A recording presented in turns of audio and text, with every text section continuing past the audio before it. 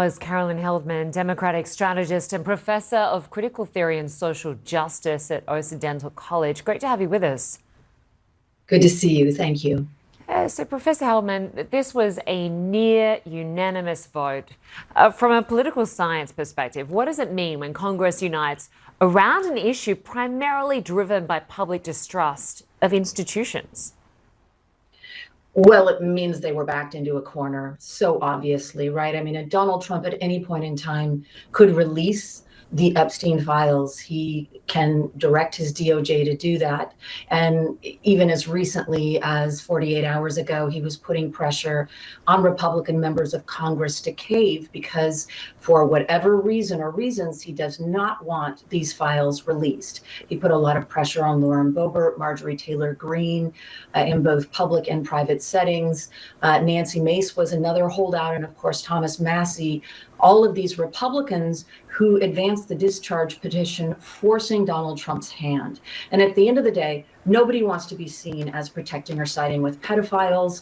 So finally, both parties in the House and the Senate did the right thing. But this is after, we saw a government shutdown. During the government shutdown, we saw the Speaker of the House, Mike Johnson, refusing to reopen Congress because he didn't want this vote. You study power and gender. What does the Epstein case reveal about how elite networks protect powerful men? And could these disclosures finally expose some of them? Well, that is a great question. I mean, we've seen this before, right? We've seen this with, Jeffrey Epstein, we're talking about a couple of decades and potentially over 1,000 survivors. We saw something similar, with Bill Cosby and 64 public allegations, Weinstein and over 100. These are powerful men who use their connections and their money and their sometimes celebrity power to silence victims and continue to, in Jeffrey Epstein's case, traffic and rape children for decades. And what this means is it didn't happen alone. Of course, we know about Ghislaine Maxwell, also a human trafficker. But at the end of the day, it took more than just those two people. What we are seeing unfolding in real time is after maybe 4 administrations, 4 different presidents from different parties, we're finally seeing some movement on Epstein, movement that should have happened, over a decade ago. We're just looking at pictures right now of survivors speaking as this vote was playing out. We've also heard messages from survivors who watched the vote. I want to play some sound from Haley Robson and Jenna Lisa Jones.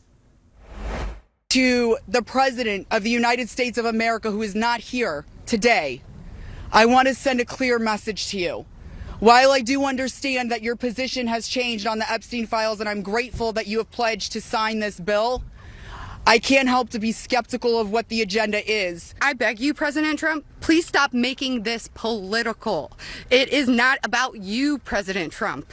You are our president. Please start acting like it. So for survivors, what does this vote actually change? If the files do reveal previously unknown failures by institutions, what does accountability look like at this stage?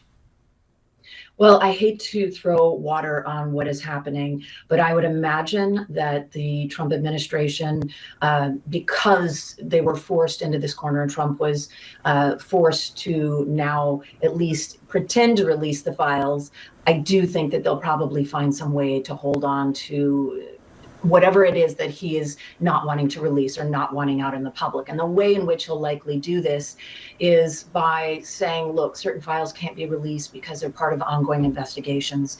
And you notice that he just called to open investigations into Bill Clinton and Larry Summers. So with that proviso, today was a really big day for survivors. We are here because of the brave survivors who've come forward.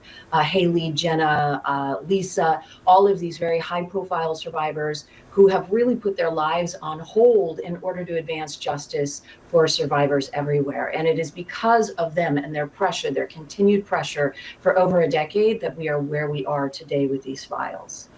So as a Democratic strategist, do you see political risks for either party in releasing these documents?